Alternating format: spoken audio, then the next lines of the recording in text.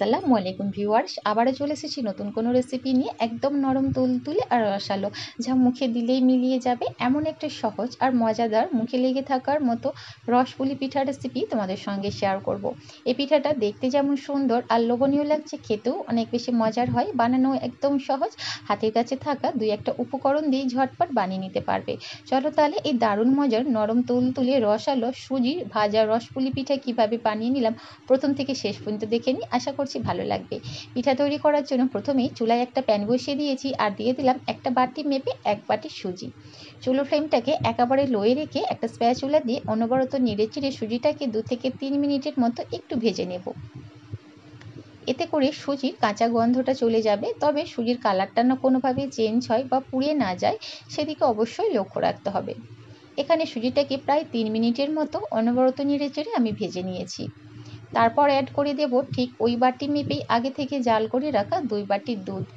আমি এখানে ডোটা বানানোর জন্য দুধ ব্যবহার করছি, তোমরা চাইলে অবশ্যই পানি ব্যবহার করতে পারো ডোটা বানিয়ে নেবার জন্য। তবে দুধ দিয়েই ডোটা তৈরি করলে পিঠার স্বাদ অনেক বেশি ভালো আসে। 1 বাটি সুজির জন্য 2 বাটি লিকুইড উপকরণ ব্যবহার করে ডোটা বানিয়ে নিতে হবে। অনবরত নেড়েচেড়ে ডোটাকে তৈরি করে নিচ্ছি, আর এই পর্যায়ে অবশ্যই চুলোর ফ্লেমটাকে একেবারে লোয়ে রাখতে হবে। এখানে দিয়ে দেব স্বাদ মতো নুন। নুনটা দিয়েও খুব ভালোভাবে নেড়েচেড়ে মিশিয়ে নেব। সুজির এই ডোটা তৈরি করতে খুব বেশিক্ষণ সময় লাগবে না, দেখবে 3 থেকে 4 মিনিটের মধ্যেই রেডি হয়ে যায়। তারপর এখানে দিয়ে দেব 1 চা চামচ ঘি। হাতের কাছে থাকলে অবশ্যই ব্যবহার করবে। এতে করে পিঠার মধ্যে ঘিয়ের সুন্দর একটা ফ্লেভার পাওয়া যায়, খেতে ভীষণ ভালো লাগে। তার সাথে ডোটা তৈরি করতেও অনেকটা সুবিধা হয়। এই তো পিঠার জন্য ডোটা একদম রেডি। এবার চুলোর ফ্লেমটাকে আমি অফ করে দেব। একটু লক্ষ্য করলেই দেখতে পাবে বন্ধুরা, আমি কিন্তু পিঠার এই ডোটাকে খুব বেশি শক্ত করে বানাইনি, একটু সফট করে বানিয়েছি। তোমরাও চেষ্টা করবে ঠিক এইভাবেই বানিয়ে নিতে। তারপর ডোটা একটা প্লেটের মধ্যে উঠিয়ে নিচ্ছি। ডোটা একটু সফট করে তৈরি করলে পিঠাটা বানাতে অনেকটা সুবিধা হবে। একটা স্প্যাচুলা দিয়ে চারিধারে এভাবে স্প্রেড করে দিচ্ছি। তারপর ডোটা হালকা ঠান্ডা হওয়া পর্যন্ত অপেক্ষা করব।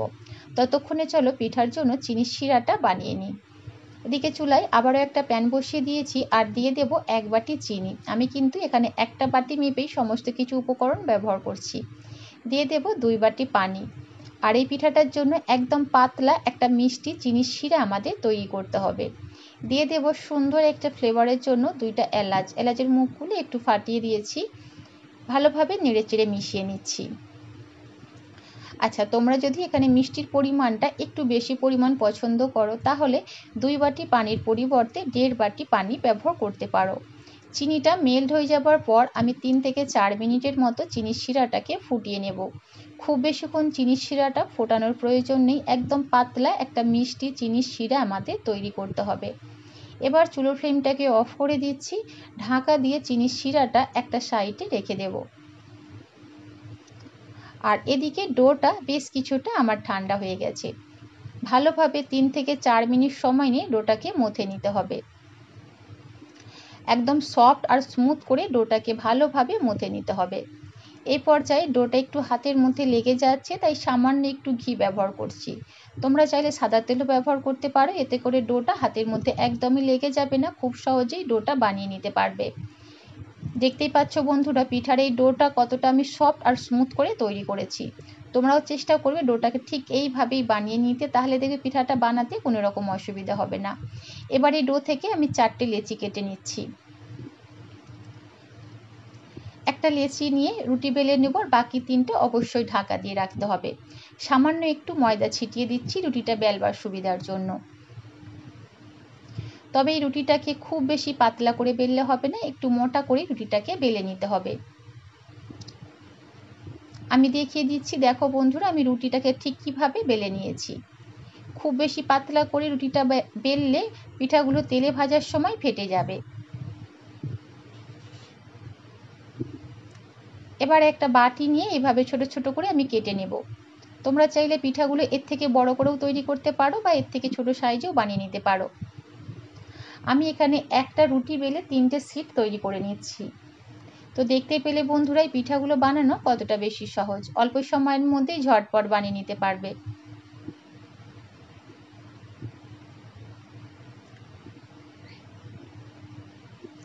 আবারও বলছি, পিঠার এই ছিটগুলো খুব বেশি পাতলা করে বেলবে না, তাহলে কিন্তু পিঠাগুলো তেলে ভাজার সময় ফেটে যাবে। যে প্লেটের মধ্যে আমি শিটগুলো উঠিয়ে রাখবো, সামান্য একটু ময়দা বা কর্নফ্লাওয়ার ছিটিয়ে দিতে পারো, তাহলে দেখবে একটার সঙ্গে আর একটা একদমই লেগে যাবে না। একইভাবে সমস্ত পিঠার শিটগুলো বা লেচিগুলো আমি তৈরি করে নিচ্ছি। তো দেখতে পেলে বন্ধুরা, খুবই অল্প সময়ের মধ্যে এতগুলো লেচি আমি তৈরি করে নিয়েছি। এটাকে একটা সাইডে রেখে দেব। এদিকে পিঠার জন্য পুরটা তৈরি করার জন্য একটা মিডিয়াম সাইজের নারকেল খুব ভালোভাবে মিক্সি জারে দিয়ে পেস্ট করে নিয়েছি। আর দিয়ে দেব এখানে পুরের টেস্টটাকে বাড়ানোর জন্য 2 চা চামচ গুঁড়া দুধ। হাতের কাছে থাকলে অবশ্যই ব্যবহার করবে, এতে পুরের টেস্টটা অনেক বেশি ভালো আসে। আর মিষ্টির জন্য দিয়ে দেব 2 চা চামচ পাউডার চিনি। মিষ্টির পরিমাণটা নিজেদের স্বাদ অনুযায়ী এখানে বাড়িয়ে কমিয়ে নিতে পারো। আর দিয়ে দেব 1 চিমটের মতো এলাচের গুঁড়া। এতে করে পুরের মধ্যে সুন্দর একটা স্মেল পাওয়া যায়, খেতে ভীষণ ভালো লাগে। ভালোভাবে নেড়ে চেড়ে মিশিয়ে নিলেই কিন্তু আমাদের পুর একদম রেডি। তো আমার মনে হয় না এর থেকে সহজ আর মজাদার পুর আর হতেই পারে। বানানো কতটা বেশি সহজ তোমরা দেখেই নিশ্চয়ই বুঝতে পারলে। খেতেও কিন্তু ভীষণ ভালো হয়, একবার হলো এইভাবে ট্রাই করতে পারো। এদিক একটা লেচি নিয়েছি বা পিঠার সিট নিয়ে এবার পরিমাণ মতো পুর দিয়ে দেব। তারপর মুখটাকে খুব ভালোভাবে সিল করে দেব। এভাবে একটু চেপে চেপে মুখটাকে ভালোভাবে বন্ধ করে নিতে হবে, তাহলে দেখবে পিঠাগুলো তেলে ভাজার সময় কোনোভাবেই খুলে যাবে না। আর একটু সফট করে এই ডোটা তৈরি করলে দেখবে খুব সহজেই পিঠাটা তৈরি করে নিতে পারবে। একটাও পিঠা ফেটেও যাবে না বা ভেঙে যাবে না। একইভাবে আরও একটা পিঠা আমি তোমাদের তৈরি করে দেখাচ্ছি। পরিমাণ মতো পুরটা দিয়ে দেব। তারপর এইভাবে মুখটাকে সিল করে দেব। কোনো রকম ঝামেলা ছাড়াই ঝটপট এই পিঠাগুলো তৈরি করে নিতে পারবে। খুবই অল্প সময়ের মধ্যে অনেকগুলি পিঠা একসাথে তৈরি করতে পারবে। আর অবশ্যই কিন্তু আবারও বলছি, ভালোভাবে মুখটাকে সিল করে নিতে হবে, তা নাহলে পিঠাগুলো কিন্তু তেলে ভাজার সময় খুলে যাবে। তো এখানে একইভাবে বেশ কয়েকটা পিঠা আমি তৈরি করে নিয়েছি। খুব বেশি পরিমাণ পিঠা একসাথে বানিয়ে রাখবো না, কিছু কিছু পিঠা বানিয়ে নেব, তারপর এইভাবে পিঠাগুলোকে আমি ভেজে নেব। তারপরে পরের ব্যাচটা আবারও তৈরি করব। পিঠাগুলো ভাজার জন্য এদিকে চুলায় পরিমাণ মতো তেল একদম মিডিয়াম ফ্লেমে রেখে ভালোভাবে গরম করে নিয়েছি। অবশ্যই তেলটাকে ভালোভাবে গরম করতে হবে, তারপর একটা একটা পিঠা তেলের মধ্যে ছেড়ে দেব। কখনোই হালকা গরম তেলের মধ্যে সুজির এই পিঠাগুলো ছাড়তে যাবে না, তাহলে কিন্তু তেলে দেওয়ার সাথে সাথেই ফেটে যাবে। চুলোর ফ্লেমটাকে মিডিয়ামে রেখে পিঠাগুলোকে উল্টে পাল্টে ভেজে নিতে হবে। একটা সাইড যখন হালকাভাবে ভাজা হয়ে যাবে, অপর সাইডটাকে উল্টে দিচ্ছি। আবারও বলছি, পিঠাগুলো ভাজবার সময় চুলোর ফ্লেমটাকে একেবারে মিডিয়াম ফ্লেমে রেখে খুব ভালোভাবে তেলটাকে গরম করে নিতে হবে, তারপর পিঠাগুলো ছাড়বে তেলের মধ্যে।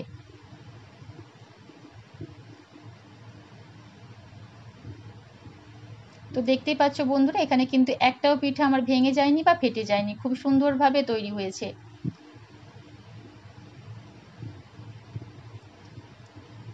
আর এখানে কিন্তু উল্টে পাল্টে পিঠাগুলো খুব সুন্দরভাবে আমি ভেজে নিয়েছি, এর থেকে বেশি আর কালার করব না। এবার এই পিঠাগুলোকে তেল ঝরিয়ে উঠিয়ে নিচ্ছি। তোমরা চাইলে এই পিঠাগুলো আরও বেশি কালার করে ভেজে নিতে পারো।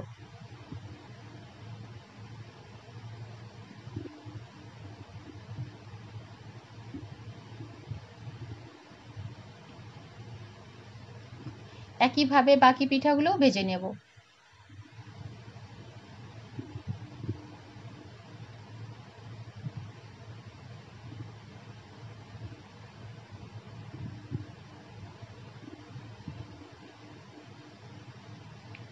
তো দেখতে পাচ্ছ বন্ধুরা, আমি কিন্তু বাকি পিঠাগুলো খুব সুন্দরভাবে ভেজে নিয়েছি, এগুলোকে তেল ঝরিয়ে উঠিয়ে নিচ্ছি।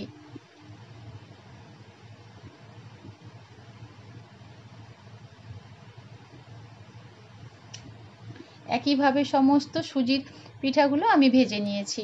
চাইলে তোমরা এই পিঠাগুলো এমনিও খেতে পারো, খেতে কিন্তু ভীষণ ভালো হয়, ভীষণই ক্রিস্পি আর মুচমুচে। এবার এই পিঠাগুলোকে আমি চিনি শিরার মধ্যে দিয়ে দেব।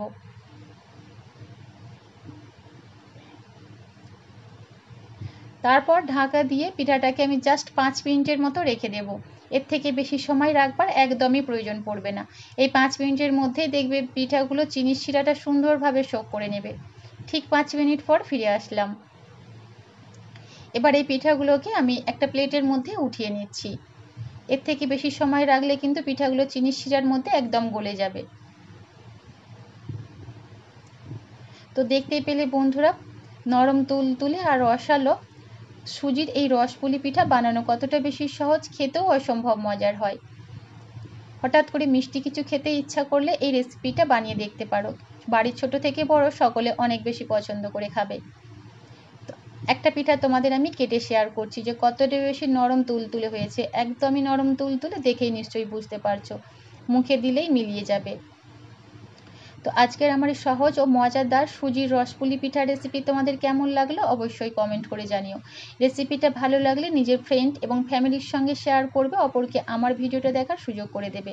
আজ তাহলে এই পর্যন্তই, আবারও দেখাবে নতুন কোনো রেসিপিতে। আল্লাহ হাফেজ।